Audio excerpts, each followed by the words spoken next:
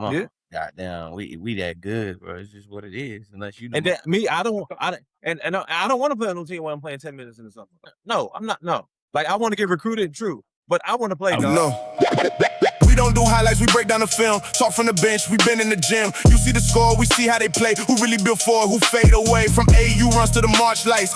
We talk pressure, who built right. No hot takes, we don't do trends. We call it real, that's how it ends. Final four table, talk basketball. Break the whole game down, we seen it all. No fluff, no hype, no cap in the talk. If you know, it's the realest spot. I want to play Let's get into it, man. Y'all ready, man? Let's officially start the show, man. Welcome back to the Final Four Table, Season 1 final episode. It's been great, guys. I really appreciate y'all for, doing this. Excited about doing Season 2. As y'all know, I'm Coach Will. I'm Coach Core. Peter London. Coach Moat. What a game, man. The national championship's over, and UCLA, they ain't just win. They dominated. They dominated. We had many people online that said that wasn't an upset. And I don't truly believe that they're telling the truth, because I didn't see one person go for UCLA that was outside of the state of California. Man, let's jump right into the discussion. Anyone can go first. I totally didn't expect it to be dominated in that way in particular. Those bigs were just too big, man. Betts was just too big. I mean, and the guard shot the ball well, too. When South Carolina made that run, I want to say it was second, maybe third quarter, they made a little run. I thought that was the proof of life. And then it went back downhill and got worse. So, I think the size was the advantage. The tale of two different sizes of players. And I honestly have never seen South Carolina be that despondent on the court. They looked like they couldn't do anything. Offense couldn't really run anything. The physicality seemed like it got to them a bit too. So I'm thrown off by that outcome, especially by that margin. UCLA had it. Experience. The top 6 players all being seniors. I believe it was 9,000 plus points between that group of players. The transfer portal being a highly favorable thing. They found the fits that fit the roster. It was just a perfect situation for them. Being there last year helped them to overcome that jitterness of being a first-time Final Four, getting to the championship game situation. And they hit every single shot. The first 25 minutes of the game, I mean, I'm not sure what the numbers were, but I would say about 65, 70% field goal percentage. They were just hitting everything. All the breakaway layups, great rotations on defense. It was just one of those games. And, Dawn said it. She was kind of like, yo, I'm happy for Corey Close. She's a real, person that I respect in the game. They beat us. Back to the drawing board. Not the first time, and it probably won't be the last at this level. Corey. I agree with you, Pete. The experience of UCLA really was the big factor in this game, especially with them being so connected and embracing Coach Close's motto of her coaching style, and how she can get a lot out of kids instead of just asking them to just play hard for her, just getting the best out of their talents. I think she did a great job of that, and that took them to the level of winning the national championship. But I also think that them winning all those games this year, their schedule, and that loss against Texas, I think it goes back to what we talked about. I think they learned a lot about their team and how they can get over the hump with that loss. And I think that was big for them. And what quarter or when in the game did y'all notice that South Carolina guards were way smaller than UCLA guards? I'm going to say about at the end of the first, before they started making that run, I kind of they just wasn't playing as like who I thought they was going to play like. And, I talked about it. They was the key factor, the X factor to them winning the game. Either they had to play really well for them to win, and they played really bad. That was a big, for me at that point. I don't look at it from the size aspect of that matchup. I just think that Jaquez had the game of her life. I was a little disappointed she didn't win MVP. They looked at the both games. They gave it to Betts. But I think what she did to bring them over the hump in that, just in that game. I mean, she was literally, my big brother's in town. He had 32 last night. I'm about to put everybody on my back. Let's go. And it was a beautiful performance. You know what I'm saying? Like, I didn't even know the day after they showed a picture of her and Kiki Rice with the championship trophy. And then the fact that they were co-MVPs for McDonald's blew my mind. I was like, holy moly, what's going on here? That blew my mind. I was like, yo, not that I'm some basketball historian, but I did not remember that they were co-MVPs in that. I watched that game. Those are the only two of the top 6 that went to UCLA, stayed at UCLA, and now have that championship. For me, it's funny you say that about those guards, because I remember watching the game before against the Texas guards and the trouble that UCLA guards kind of had with them. It looked shaky to me, and it made me think going into this next game that the South Carolina guards would be able to have that same pressure and probably would affect them even more, because I think they're a little longer than Rory is down in Texas. That stood out to me. So to see, like what you said, the size, and to see the guard play side by side in that championship game, I definitely wasn't expecting that. I honestly would have drew up that the guard play and the ball handling would be a factor in the game as to why I would have thought that South Carolina would have won. Was it a point in the game where y'all felt like this is it, Yes. or did you did you feel like South Carolina would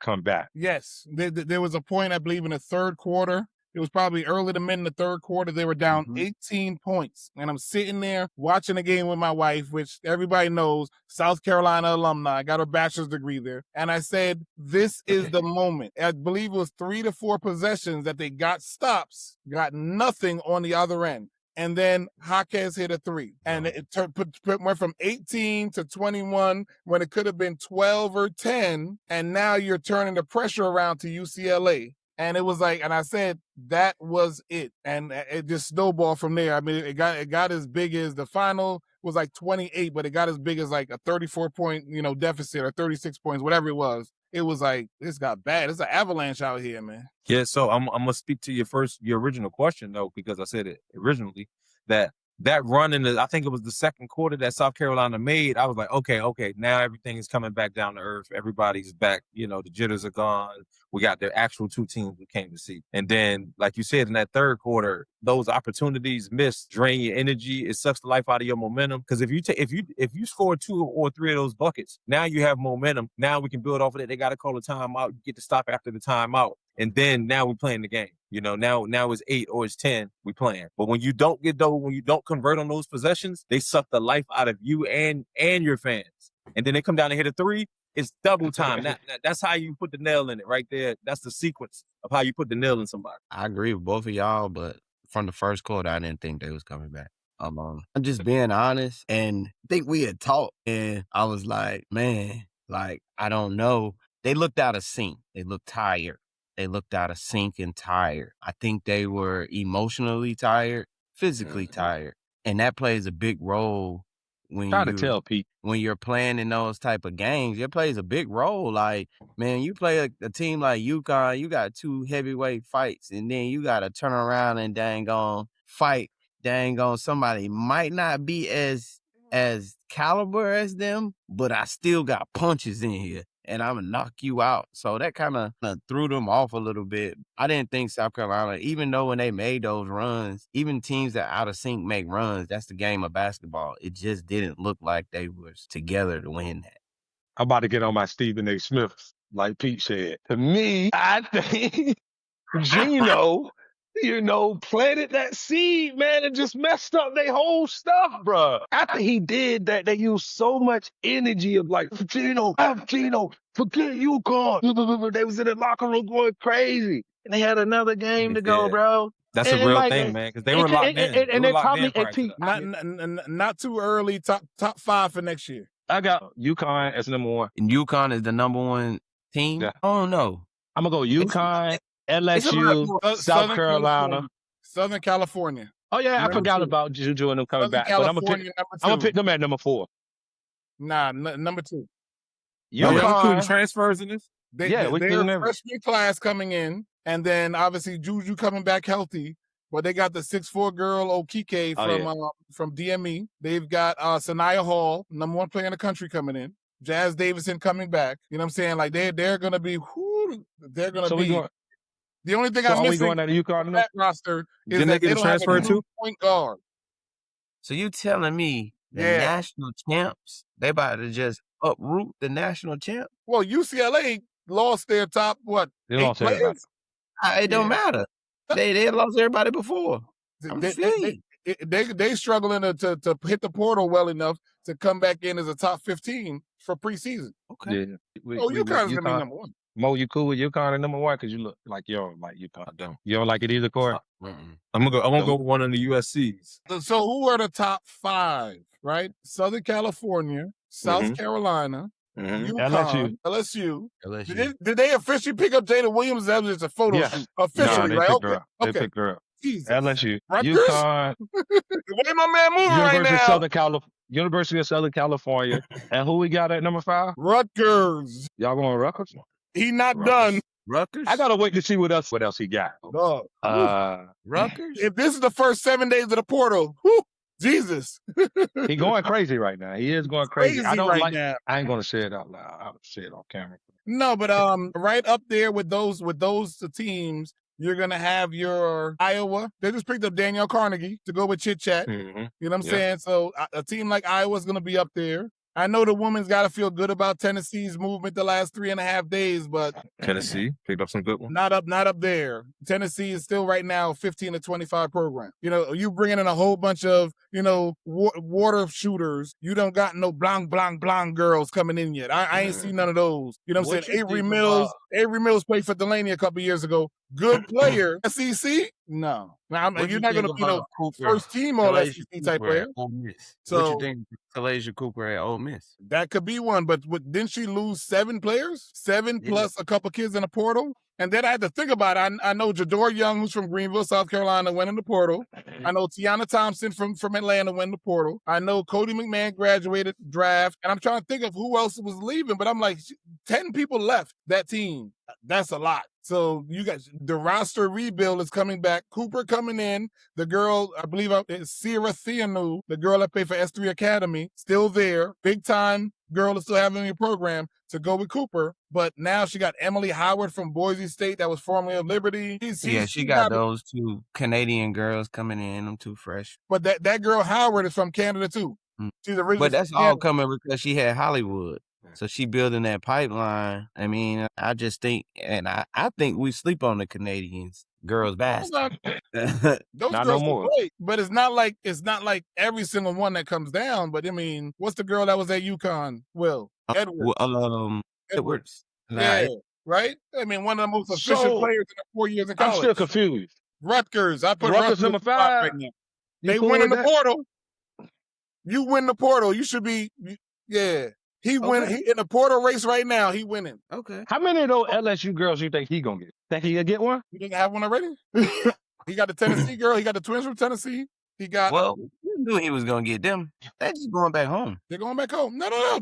But you still gotta broker in a deal and getting the paperwork signed are 2 totally different things. They can come visit all they want. You coming to stay or you coming to visit? I'm going Notre Dame, man. I ain't going. I just feel like they're gonna.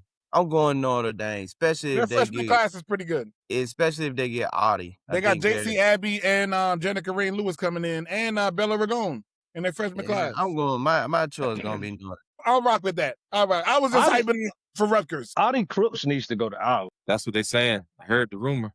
I heard the rumblings. I mean, I don't know about what they saying, but that's where she need to go because all the rest of the top teams are gonna be playing a little too fast. Wait, hold on. Is Notre Dame the 5th one? Because we could move the top 5 around, but UConn, Southern California, South Carolina, LSU. Notre Dame, LSU. That's top 5.